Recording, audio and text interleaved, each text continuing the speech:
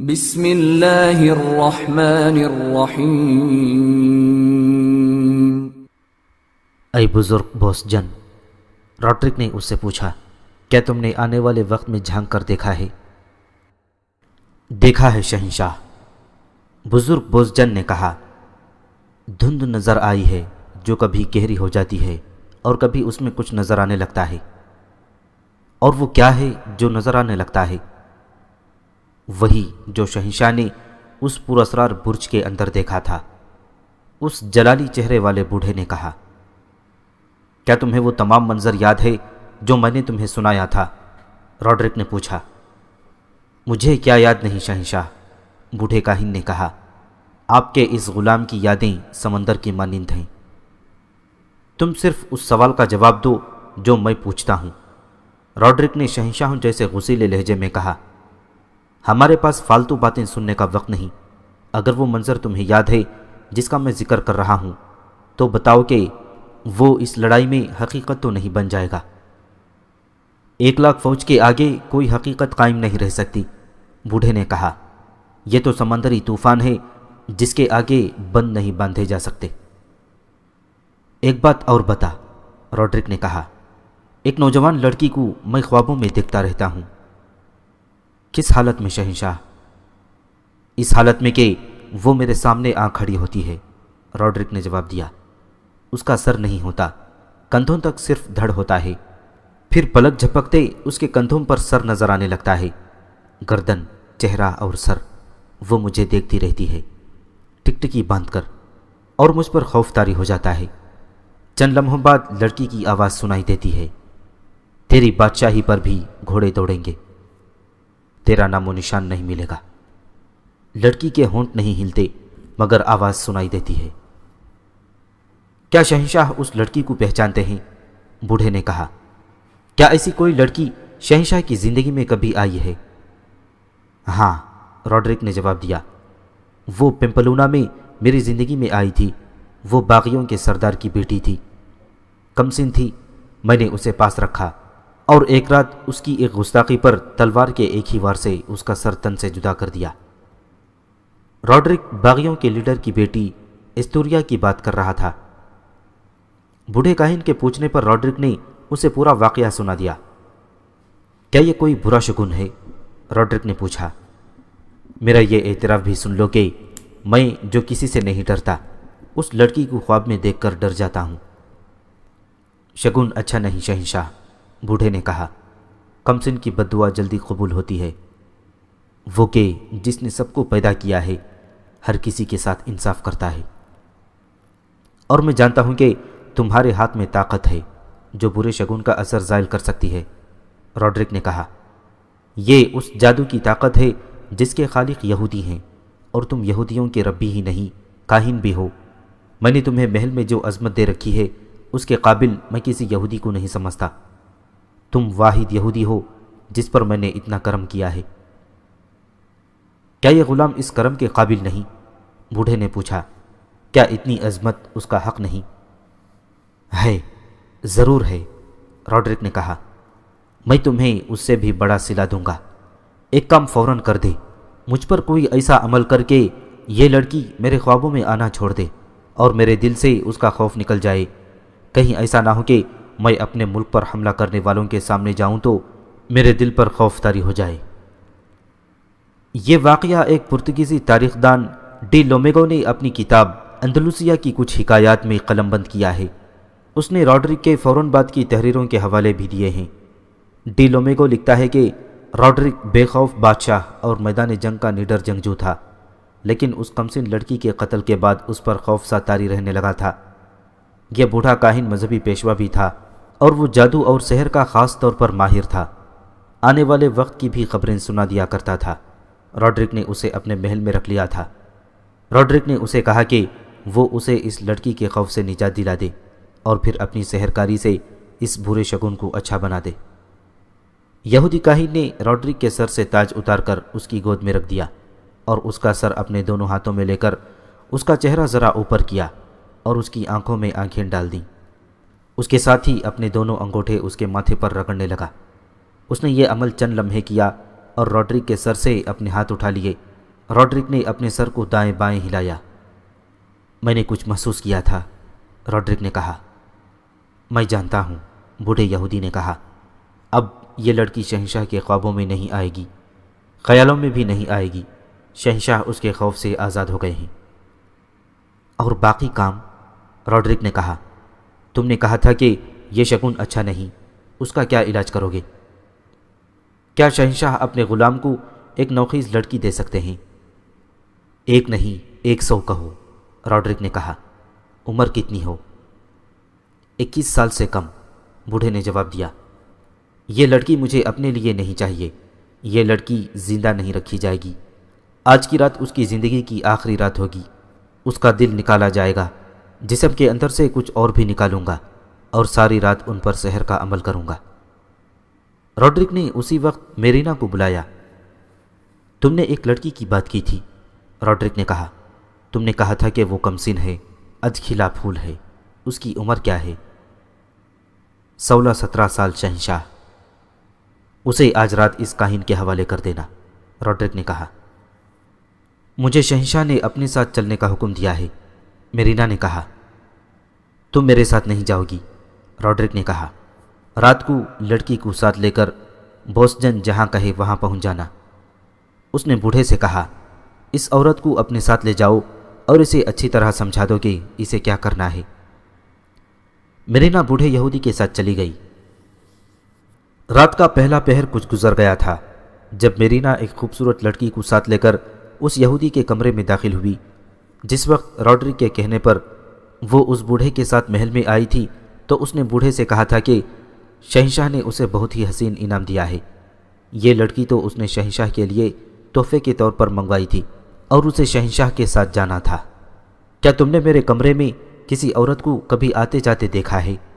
بوڑھے نے کہا تھا۔ میں اس عمر میں نوجوان لڑکی کا کیا کروں گا؟ یہ لڑکی مجھے کسی اور مقصد کے لیے چاہیے، یہ رات کو بتاؤں گا۔ تم نے صرف یہ احتیاط کرنی ہے کہ اس کا کسی کے ساتھ ذکر نہ ہو۔ اس راز کی قیمت تمہاری جان ہے، تم یقیناً اپنی جان گنوانا پسند نہیں کرو گی۔ لڑکی بوڑھے ساحر کے کمرے میں داخل ہوئی تو ڈر گئی اور میرینا کے ساتھ لگ گئی۔ سامنے میز پر 3 انسانی کھوپڑیاں رکھی ہوئی تھیں۔ ایک طرف ایک دیوار پر لمبی کھونٹی سے ایک انسانی پنجر لٹکا ہوا تھا۔ اس وقت تو لڑکی کی ہلکی سی چیخ نکل گئی۔ جب بوڑھے نے لکڑی کے ایک بکس کا ڈھکنا اٹھایا تو اس میں سے 2 کالے سانپوں نے سر اوپر اٹھائے اور دونوں نے پھن پھیلا دیے۔ اس یہودی ساحر نے بکس میں کوئی چیز پھینکی اور ڈھکنا بند کر دیا۔ کمرے میں ایسی بدبو تھی جیسے کسی کی لاش گل سڑ رہی ہو۔ یہاں کوئی لاش نہیں تھی، یہ کئی ایک جڑی بوٹیوں اور کیمیائی اشیاء کی بدبو تھی۔ بوڑھا اس کمرے میں مختلف اشیاء جلاتا رہتا تھا۔ کمرے کے ماحول پر ہیبت سی طاری تھی۔ کئی پوٹلیاں، چھوٹی بڑی ٹوکریاں اور صندوقچیاں بے ترتیبی سے فرش پر پڑی تھیں۔ یہی بوڑھا جو چہرے مہرے، لمبی سفید داڑھی اور صاف ستھری قبا کی بدولت معزز، دانشور اور پروقار لگتا تھا، اس کمرے میں آ کر جیسے اس کا روپ بدل ہی گیا تھا۔ وہ ایک پراسرار اور ڈراؤنی شخصیت بن گیا تھا۔ اس نے ساتھ والے کمرے کا دروازہ کھولا اور میرینا سے کہا کہ وہ لڑکی کو اس کے کمرے میں بٹھا کر واپس آ جائے۔ میرینا لڑکی کو اس کے کمرے میں لے گئی۔ یہ کمرہ صاف ستھرا تھا۔ ایک دیوار کے ساتھ ایک پلنگ اور پلنگ پر تکیے اور بڑا خوبصورت پلنگ پوش تھا۔ فرش پر قالین جیسی دری بچھی ہوئی تھی۔ چھت سے روشن فانوس لٹک رہا تھا۔ دوسرے کمرے کی بدبو اس کمرے میں بھی تھی۔ کہاں لے آئی ہو مجھے؟ لڑکی نے میرینا سے کہا۔ کیا یہ ہے شہنشاہ روڈرک؟ یہ فوج کا وہ جرنیل بھی نہیں جس کے لیے تم مجھے لائی تھی، وہ تو فوج کے ساتھ آگے چلا گیا ہے۔ روڈرک اپنی 1 لاکھ فوج کے ساتھ کوچ کر گیا تھا اور تلیتا سے بہت دور نکل گیا تھا۔ بادشاہ کے حکم نے وہ سارا کھیل بگاڑ دیا ہے جس میں نے تمہیں استعمال کرنا تھا، میرینا نے کہا۔ میں نے بھی تمہارے ساتھ بادشاہ کے ساتھ جانا تھا لیکن روک لی گئی ہوں۔ لیکن کیوں؟ لڑکی نے پوچھا اور کہا، میں اس بدبودار کمرے میں اس بوڑھے کے ساتھ نہیں رہوں گی۔ تم نے میرے باپ کو جو رقم دی تھی وہ واپس لے لینا۔ جلدی آؤ میرینا، بوڑھے یہودی نے ساتھ والے کمرے سے کہا۔ اسے وہیں رہنے دو۔ گھبراؤ نہیں لڑکی، میرینا نے سرگوشی میں کہا، میں تمہیں یہاں سے نکالنے کی کوشش کروں گی۔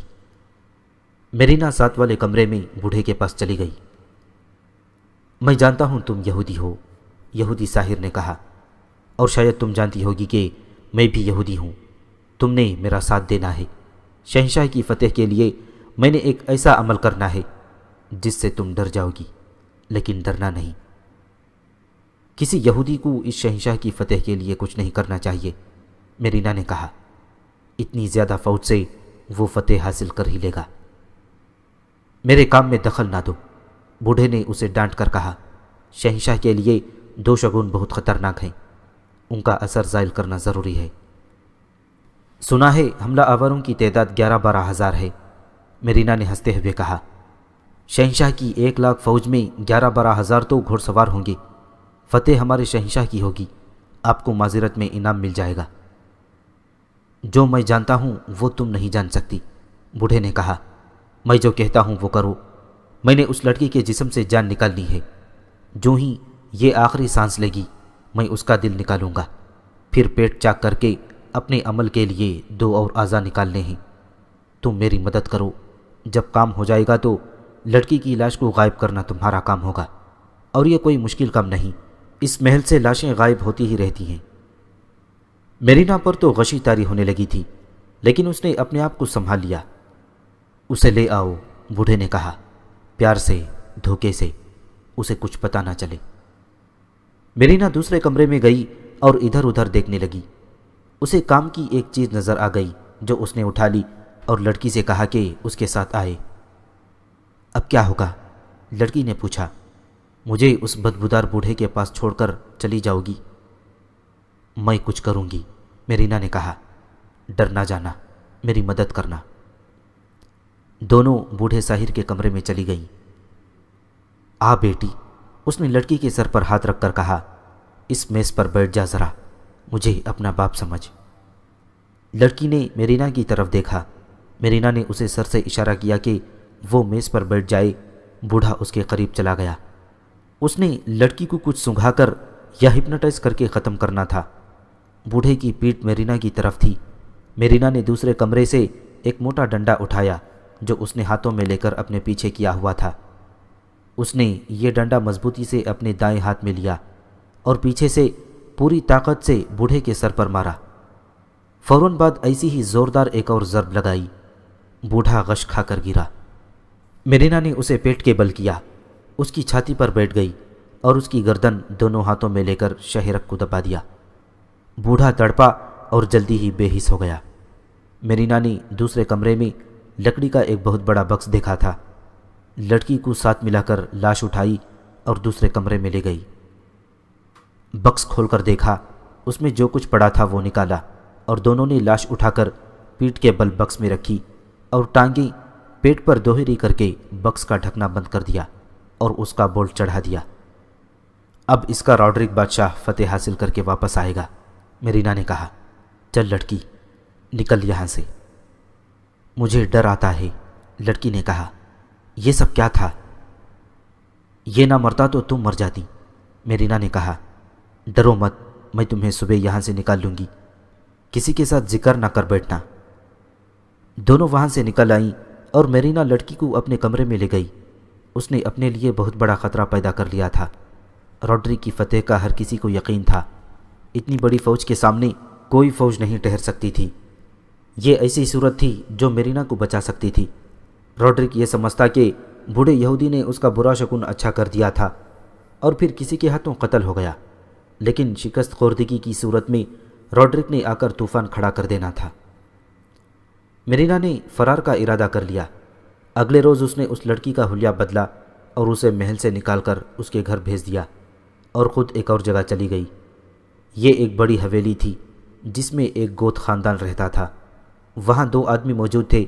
میرینا نے انہیں بتایا کہ وہ بوڑھے یہودی ساحر کو قتل کر آئی ہے۔ اس نے قتل کی وجہ بھی سنائی اور سارا واقعہ سنایا۔ یہ تو تم نے اچھا کیا ہے، ایک آدمی نے کہا۔ اس معصوم لڑکی کو بچا لیا، اب جو ہوگا دیکھ لیں گے۔ ہمیں ایسی امید تو نہیں رکھنی چاہیے کہ راڈرک زندہ واپس نہیں آئے گا، میرینا نے کہا۔ بربروں کی تعداد بہت تھوڑی ہے، وہ زندہ ہی واپس آئے گا، اس آدمی نے کہا۔ پریشان ہونے کی ضرورت نہیں، وہ واپس آ رہا ہوگا تو تم یہاں سے نکل رہی ہوگی۔ تمہیں زندہ و سلامت سے وسطہ پہنچانا ہمارا کام ہے۔ دعا کرو کہ اوپاس زندہ رہے، ہم تمہیں اس تک پہنچا دیں گے۔ ادھر راڈرک جادوگری اور سحرکاری کا سہارا لے رہا تھا جیسے اسے 1,00,000 فوج پر بھروسہ نہیں تھا۔ ادھر مسلمانوں کے کیمپ میں اللہ ہی اللہ تھا۔ طارق بن زیاد نے اپنی سپاہ کو بتا دیا تھا کہ ان کے مقابلے میں 8 گنا سے بھی زیادہ فوج آ رہی ہے اور ہر مجاہد کا مقابلہ 8 آدمیوں سے ہوگا۔ ہر روز فجر کی نماز کے بعد اور جمعہ کے خطبے میں اپنی فوج کو ایک تو اپنا وہ خواب سناتا جس میں اسے رسول اکرم صلی اللہ علیہ وسلم نے فتح کی بشارت دی تھی، اور اس کے علاوہ قرآن کی وہ آیات سناتا جن میں اللہ نے مومنین سے فتح و نصرت کے وعدے کیے ہیں۔ ایسا کئی بار ہوا ہے کہ چھوٹی جماعت بڑی جماعت پر غالب آئی ہے۔ یہ آیت پڑھ کر طارق اپنی فوج کو ذہن نشین کراتا تھا کہ چھوٹی جماعت کے افراد اور ان کا امیر اپنے آپ میں کون سی خوبیاں، صلاحیتیں اور زور ایمان کی قوت پیدا کرے تو اللہ اسے بڑی جماعت پر غلبہ عطا کرتا ہے۔ طارق بن زیاد زیادہ تر زور پہلے پارے کی 50ویں آیت پر دیا کرتا تھا۔ یاد کرو وہ وقت جب ہم نے دریا کو پھاڑ دیا اور تمہیں راہ نجات دی تھی اور فرعون کی قوم کو غرق کر دیا تھا۔ طارق اپنی فوج کو بتایا کرتا تھا کہ اس آیت میں اللہ کے مخاطب بنی اسرائیل ہیں۔ حضرت موسیٰ علیہ السلام نے فرعون کے جادوگروں کے چیلنج پر وہ معجزے کر دکھائے کہ طلسم سامری توڑ دیا اور فرعون کو انگشت بدنگاہ کر دیا تھا، اور بنی اسرائیل مصر سے بھاگے تو دریائے نیل نے ان کا راستہ روک لیا تھا۔ آگے گہرا اور چوڑا دریا، پیچھے فرعون اور اس کی فوج۔ موسیٰ علیہ السلام نے دریا پر اپنا عصا مارا تو دریا پھٹ گیا اور پانی کے درمیان رستہ بن گیا۔ موسیٰ علیہ السلام اپنی قوم کے ساتھ گزر گئے، مگر اس رستے پر فرعون اپنی فوج کے ساتھ آیا تو دریا کے دونوں حصے آپس میں مل گئے اور فرعون اپنی فوج سمیت غرقاب ہو گیا۔ لیکن مجاہدین اسلام، طارق اپنے خطبے میں کہتا تھا، اللہ نے موسیٰ علیہ السلام کو 40 شب و روز کے لیے بلا لیا تو ان کی غیر حاضری میں بنی اسرائیل نے ایک بچھڑے کو اپنا معبود بنا لیا۔ اسلام کے نام پر سر کٹوانے والے مجاہدین، حالات کتنے ہی تمہارے خلاف کیوں نہ ہو جائیں، اللہ ہی کی عبادت کرنا۔ اور ایسی ہی کئی اور آیات تھیں جو وہ اپنی فوج کو سناتا اور مجاہدین کے جذبوں میں ایمان کا لاوا بھڑکاتا رہتا تھا۔ دن کے وقت وہ فوج کو اس علاقے میں لے جاتا جو اس نے لڑائی کے لیے منتخب کر لیا تھا۔ اس نے ایسا میدان بھی دیکھ لیا تھا جہاں اس نے اپنی مخصوص چالوں سے دشمن کو بکھیرنے کی کوشش کرنی تھی، اور اس نے پہاڑیوں اور ٹیکریوں کی درمیانی جگہوں کا بھی انتخاب کر لیا تھا جہاں اس نے دشمن کے چند ایک دستوں کو گھنے ہجوم کی طرح لانا اور ان پر قہر نازل کرنا تھا۔ وہ اپنے دستوں کو اس طریقے جنگ کے مطابق جنگی مشقیں کرا رہا تھا۔ طارق بن زیاد کے لیے کوئی شگون اچھا نہیں تھا اور کوئی شگون برا نہیں تھا، وہ شگون کے لفظ سے ہی ناآشنا تھا۔ راڈرک کی فوج تیز و تند سیلاب کی طرح آ رہی تھی، اس سیلاب کی طرح جس کے آگے بند نہیں باندھے جا سکتے۔ میرینا اس حویلی میں جہاں وہ لڑکی کو لے گئی تھی پہلے بھی کئی بار گئی تھی۔ وہ ہر بار ایک نئے بہروپ میں جاتی تھی۔ اس حویلی میں کوئی خصوصیت نہیں تھی۔ تلیتا شہر میں ایسی کئی اور حویلیاں تھیں جنہیں دیکھ کر لوگ کہتے تھے کہ یہاں بڑے لوگ رہتے ہیں، لیکن اس حویلی کے اندر ایسی خفیہ سرگرمیاں شروع ہو گئی تھیں جنہوں نے یورپ کی تاریخ بدل ڈالی۔ یہ سلسلہ اس وقت شروع ہوا تھا جب اوپاس پاگل بن کر میرینا سے جھیل پر ملا اور اسے تفصیل سے بتایا تھا کہ اب موقع ہے جس سے یہودی اور گوت فائدہ اٹھا کر راڈرک کی بادشاہی ختم کر سکتے ہیں۔ اس کا ایک ہی ذریعہ ہے کہ جو یہودی اور گوت فوج میں ہیں وہ عین لڑائی کے دوران مسلمانوں سے جا ملیں اور راڈرک کو نقصان پہنچائیں۔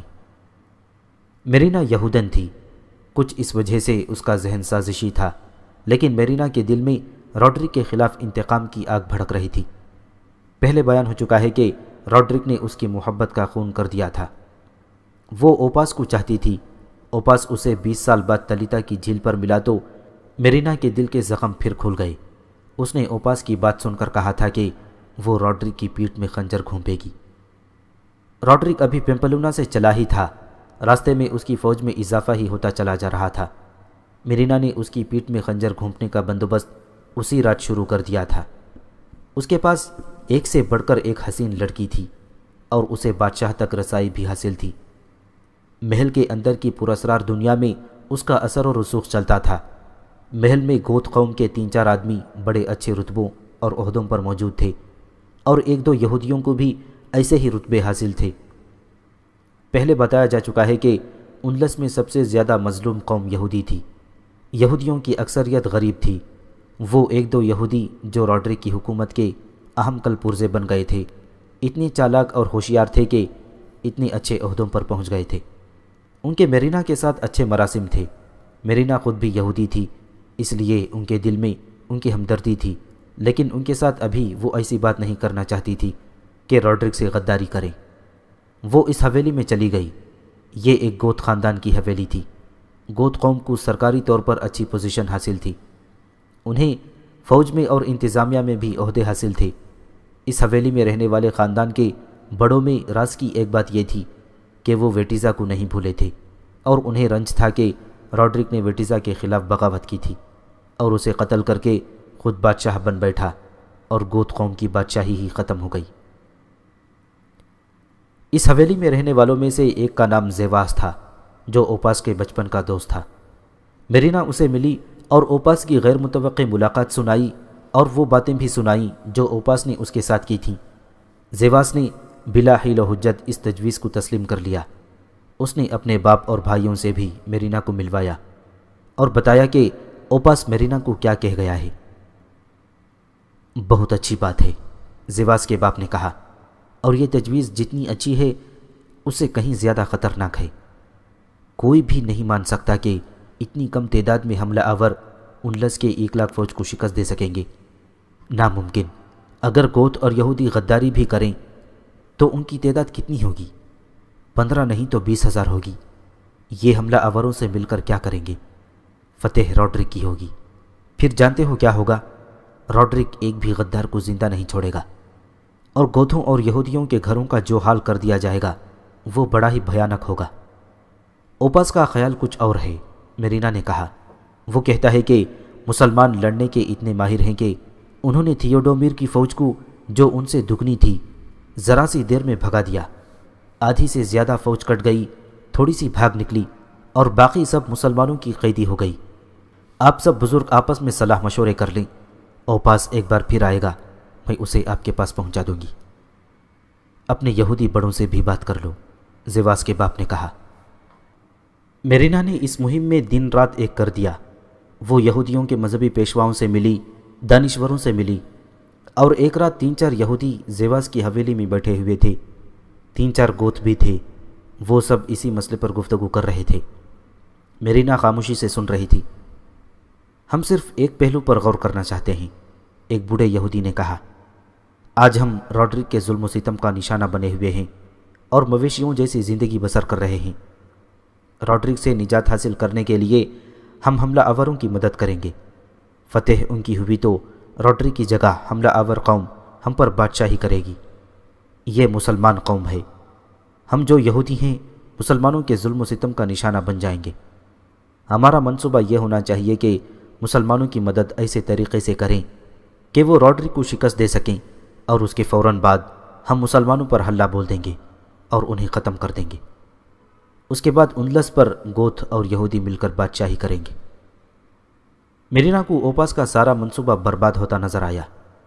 اس نے جھیل پر اوپاس سے اپنے متعلق کہا تھا، میں کسی کی بیوی نہیں بن سکی، ماں نہ بن سکی، میں شیطان بن گئی، مجھ میں شیطانی خصلتیں پیدا ہو گئیں۔ اس نے ٹھیک کہا تھا۔ اب اس نے بوڑھے یہودی کی بات سنی تو اس کے دماغ نے فوراً ایک جھوٹ سوچ لیا۔ یہ مسلمان یہاں بادشاہی کرنے نہیں آئے ہیں، میرینا نے کہا۔ اوپاس نے مجھے بتایا تھا کہ یہ لوگ لوٹ مار کرنے آئے ہیں۔ ان کی جھولیاں بھر جائیں گی تو یہ واپس چلے جائیں گے۔ یہ بھلا ممکن ہو سکتا ہے کہ 8-10 ہزار آدمیوں کا ایک گروہ اتنے بڑے ملک کو فتح کرنے کی امید لے کر آیا ہو؟ اوپاس نے مجھے بتایا تھا کہ وہ اور جولین ان مسلمانوں کو راڈرک کا تختہ الٹنے کے لیے لایا ہے، اور اس نے انہیں لالچ دیا ہے کہ اندلس کے شاہی خزانے میں اتنے زیادہ زر و جواہرات اور سونا وغیرہ ہے جو سینکڑوں اونٹوں پر لادا جا سکتا ہے۔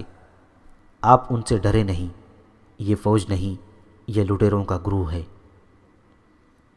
پھر یوں کہو کہ تم مسلمانوں سے واقف نہیں، بوڑھے یہودی نے کہا۔ یہ جہاں جاتے ہیں تھوڑی تعداد میں جاتے ہیں اور بڑی سے بڑی فوج کو شکست دے کر اطاعت قبول کروا لیتے ہیں۔ انہوں نے قلیل تعداد میں ہوتے ہوئے فارس اور روما کی اتنی زبردست بادشاہیاں ختم کر ڈالی ہیں۔ دیکھ لو اسلامی سلطنت کتنی وسیع و عریض ہو گئی ہے۔ یہ لوگ لٹیرے نہیں، یہ مسلمان غیر مسلم قوموں کے خلاف لڑنے کو ایک عقیدہ اور مذہبی فریضہ سمجھتے ہیں۔ بوڑھا یہودی مسلمانوں کی شجاعت اور فتوحات کی تاریخ سناتا چلا جا رہا تھا۔ میرینا نے اسے روک دیا۔ قابل احترام بزرگ، میرینا نے کہا، آپ عرب کے مسلمانوں کی بات کر رہے ہیں۔ یہ مسلمان جو اندلس میں آئے ہیں یہ بربر ہیں۔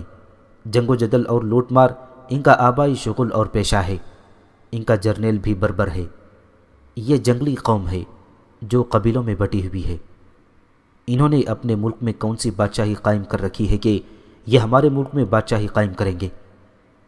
میرینا نے اپنے جھوٹ کو پراسر استدلال سے سچ ثابت کر دیا اور بزرگوں کو اپنا ہم خیال بنا لیا۔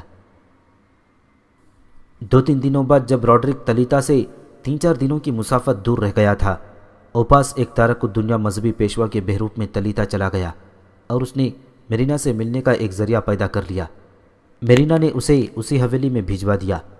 میرینا نے اسے بتایا تھا کہ ایک یہودی دانشور نے کیا باتیں کی تھیں اور اس نے اس یہودی کو کیا کیا دلیلیں دے کر اپنا ہم خیال بنایا ہے۔ رات کو میرینا بھی وہاں پہنچ گئی۔ گوتھوں اور یہودیوں کے بزرگ آئے ہوئے تھے۔ اوپاس چونکہ گوت تھا اور روڈرک نے گوتھوں کی بادشاہی کا تختہ الٹا تھا، اس لیے اوپاس نے گوت قوم کے بزرگوں کو اپنا ہمنوا بنا لیا۔ یہودیوں کے بڑے اپنی قوم کے مفاد کی ہی باتیں کرتے تھے۔ کیا آپ بھول گئے ہیں؟ اوپاس نے یہودیوں کے بزرگوں سے کہا، یہ بات کوئی زیادہ پرانی تو نہیں ہوئی کہ آپ کو یاد نہ رہی ہو۔ گوتھوں نے اپنی دور حکومت میں یہودیوں کو حق تلفی اور بے انصافی سے نجات دلا دی تھی۔ میرے بھائی وٹیزا کو اسی جرم کی سزا دی گئی تھی کہ اس نے یہودیوں کو وہی حقوق اور مراد دے دی تھی جو گوتھوں کو حاصل تھی۔ آپ ہمارا ساتھ دیں، معاشرے میں یہودیوں کی عزت اور تکریم اسی ذریعے سے ملے گی۔ ان بربروں نے مال و دولت سمیٹ کر واپس چلے جانا ہے۔ اس رات ایک منصوبہ تیار ہو گیا اور اگلے ہی روز اس پر کام شروع ہو گیا۔ ایک گوتھ جرنیل قائل نہیں ہو رہا تھا۔ وہ تلیتا میں روڈرک کا انتظار کر رہا تھا۔ میرینا نے اپنا جادو چلا لیا۔ جرنیل دراصل بادشاہ کا خوشامدی تھا۔ میرینا نے اسے ایک نوخیز لڑکی کی جھلک دکھائی۔ جرنیل نے کہا کہ وہ اسے اپنے ساتھ لڑائی میں لے جائے گا۔ شہنشاہ آپ کے لیے مشکل پیدا کر دے گا، میرینا نے کہا۔ وہ اتنی دلکش لڑکی آپ کے پاس رہنے نہیں دے گا۔ میں یہ لڑکی شہنشاہ کو پیش کر دوں گی، وہ اسے اپنے ساتھ لے جائے گا۔ میں اسے اچھی طرح سمجھا دوں گی، یہ آپ کے پاس آ جایا کرے گی۔ آپ یہ کام کر دیں جو میں نے آپ کو بتایا ہے۔ میں آپ سے یہ بھی وعدہ کرتی ہوں کہ شہنشاہ روڈرک مارا گیا تو میں آپ کو نئے بادشاہ سے بہت بڑی جاگیر دلواؤں گی۔ میرینا نے اس یہودی لڑکی کو بتا دیا تھا کہ اس جرنیل کا کوئی بھروسہ نہیں، یہ دھوکہ دے سکتا ہے۔ میرینا نے لڑکی کو ایک سفوف دیا اور کہا کہ رات کو اس کے خیمے میں جا کر اسے شراب پلانا اور شراب میں چٹکی بھر یہ سفوف ملا دینا۔ یہ سفوف زہر نہیں تھا۔ اس کا اثر یہ ہوتا تھا کہ ذہن معاف اور جسمانی قوت کمزور ہو جاتی تھی۔ اس جرنیل کو لڑائی کے دوران بیکار کیے رکھنا تھا۔ یہ سفوف روڈرک کو ہی پلا دیا جاتا تو گوتھوں اور یہودیوں کا مسئلہ حل ہو جاتا، لیکن یہ ممکن ہی نہیں تھا، کیونکہ اگر روڈرک عام پانی پیتا تھا تو وہ 2 آدمیوں کو پلا کر پیتا تھا۔ اس کا کھانا تیار ہو رہا ہوتا تو اس کے اپنے قابل اعتماد 2-3 آدمی باورچی خانے میں موجود رہتے تھے۔ مختصر یہ کہ روڈرک کو کسی کا کچھ کھلانا پلانا ناممکن تھا۔ مورخ لکھتے ہیں کہ بادشاہ ایسی احتیاط کیا ہی کرتے تھے، لیکن روڈرک کو احساس تھا کہ وہ کسی قدر جابر اور ظالم ہے، اس لیے وہ مظلوموں کے انتقام سے ڈرتا تھا۔ روڈرک تلیتا پہنچ گیا۔ اس نے یہودی ساحر بلا لیا اور اس لڑکی کے لیے حالات بدل گئے۔ وہ روڈرک کے ساتھ جا ہی نہ سکی۔ میرینا نے اسے ٹریننگ دے کر تیار کر لیا تھا۔ گوتھ اور یہودی بڑوں نے اوپاس کے ساتھ جو منصوبہ بنایا تھا اس کے مطابق تقریباً 150 جوان تیار کر لیے تھے۔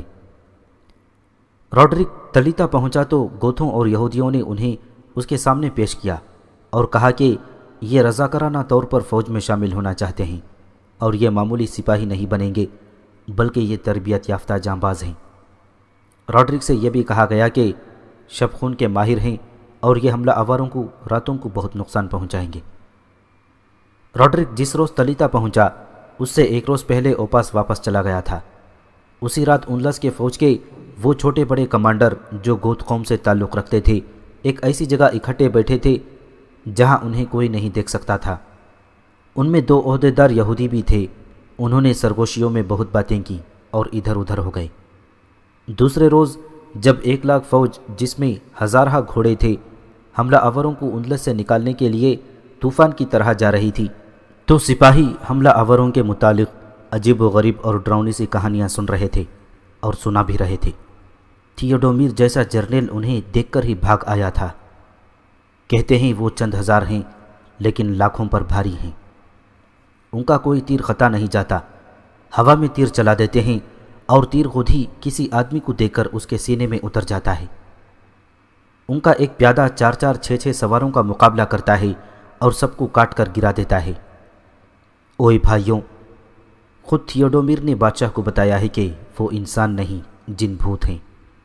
وہ تو سنا ہے کہ کشتیوں میں نہیں آئے بلکہ اتنا لمبا چوڑا سمندر انہوں نے تیر کر پار کیا ہے۔ میں نے تو یہ بھی سنا ہے کہ وہ تیرتے نہیں بلکہ پانی پر چلتے ہیں، ڈوبتے نہیں۔ اور ایسی اور بھی بہت سی باتیں تھیں جو راڈرک کی فوج میں کوچ کے دوران پھیلتی چلی جا رہی تھیں۔ سننے والے ان میں اضافے کر کے دوسروں کو سنا رہے تھے اور فوج میں خوف اور ہراس پیدا ہوتا چلا جا رہا تھا۔ صرف ایک بات ایسی تھی جو سپاہیوں کے لیے خوش آئند اور امید افزا تھی۔ جتنے زبردست، ظالم اور خوفناک ہیں اتنے ہی رحم دل اور نرم ہیں، لیکن صرف ان کے لیے جو ان کے آگے ہتھیار ڈال کر ان کی قید میں چلا جاتا ہے۔ یہ دہشت اس پلان کے مطابق پھیلائی جا رہی تھی جو گوت اور یہودی بڑوں نے تیار کیا تھا۔ یہ اس پلان کا ایک حصہ تھا جو اوپاس نے خاص طور پر ان میں شامل کیا تھا۔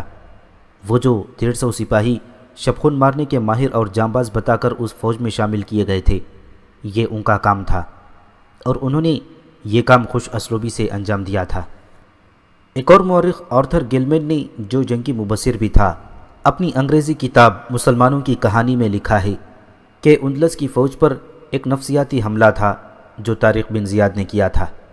اس نے اوپاس کو یہ ہدایت دی تھی کہ وہ اندلس کی فوج میں چند ایسے ذہین اور چرب زبان آدمی شامل کرنے کا بندوبست کرے جو مسلمانوں کے متعلق دہشت ناک افواہیں پھیلا دیں۔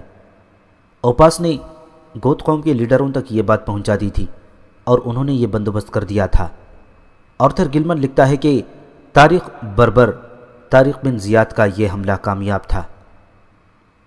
ادھر مسلمانوں کے کیمپ میں فتح کی دعائیں مانگی جا رہی تھیں، ادھر یہودیوں اور گوتھوں کی عبادت گاہوں میں راڈرک کی شکست کی دعائیں مانگی جا رہی تھیں۔ ان دونوں قوموں کے لوگ اس قسم کی باتیں کرتے تھے کہ راڈرک کو شکست ہو گئی اور وہ مارا گیا تو بادشاہی اپنی ہی ہے، حملہ آور تو قزاق ہیں، لوٹ مار کر کے واپس چلے جائیں گے۔ راڈرک کی فوج دریائے گادیس تک پہنچ گئی۔ طارق بن زیاد کو اطلاع ملی تو وہ گھوڑے پر سوار ہوا اور ایک قریبی پہاڑی پر جا چڑھا۔ دریا کے پار دور دور تک اسے انسان اور گھوڑے نظر آئے۔ اس نے اتنی بڑی فوج پہلے کبھی نہیں دیکھی تھی۔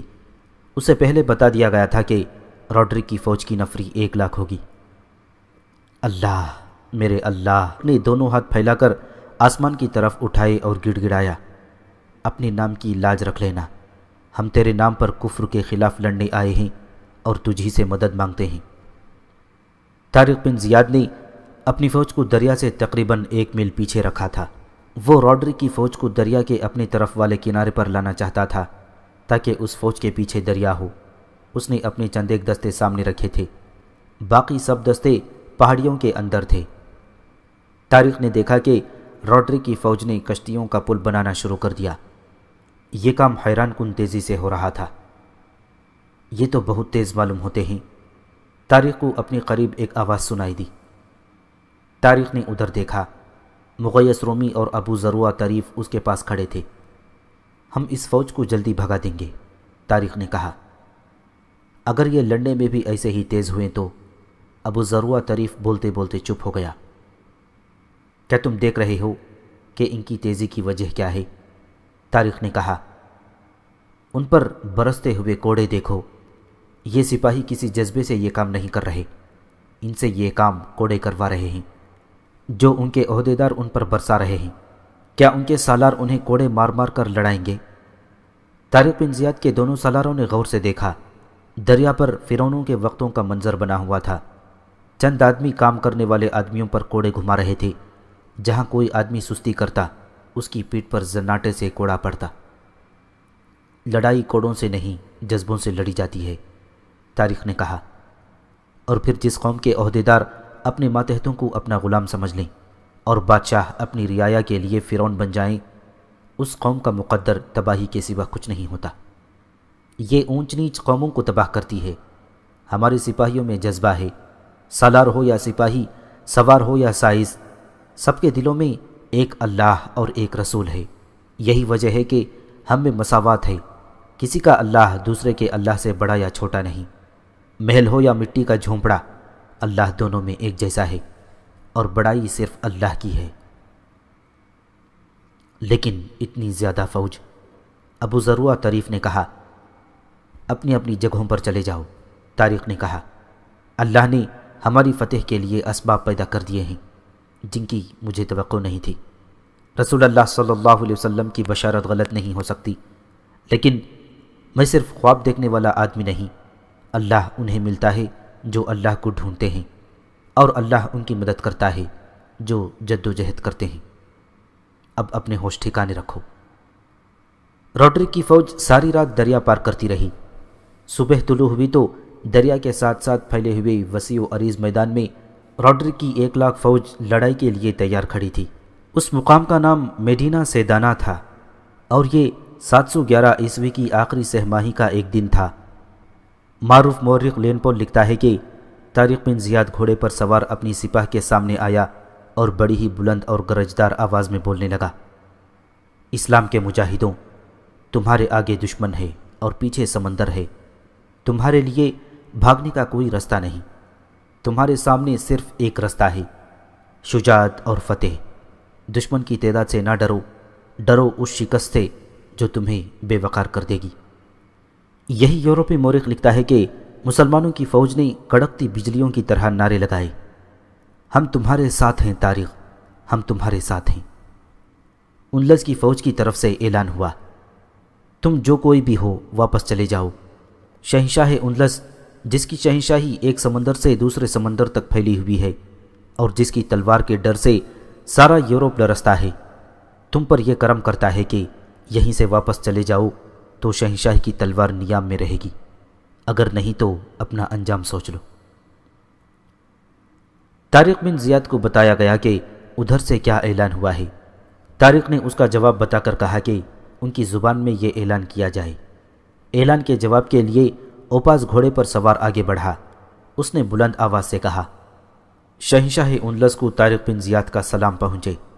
شہنشاہ معظم، ہم واپس نہیں جا سکتے، ہم نے اپنے جہاز بھی جلا ڈالے ہیں اور کشتیاں بھی۔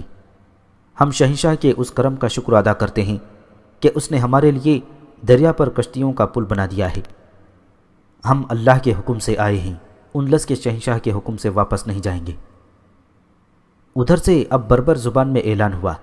اعلان کرنے والا کوئی جرنیل تھا، شہنشاہ روڈرک کے مقابلے میں آؤ گے تو اللہ تمہاری کوئی مدد نہیں کر سکے گا۔ تم قزاقوں کا گروہ ہو، ہم تمہیں آخری بار۔ بربروں کی طرف سے 3 کمانوں سے تیر نکلے اور تینوں اس جرنیل کے سینے میں اتر گئے۔ وہ اپنے گھوڑے پر دوہرا ہوا، پھر ایک طرف کو لڑک کر گھوڑے سے نیچے جا پڑا۔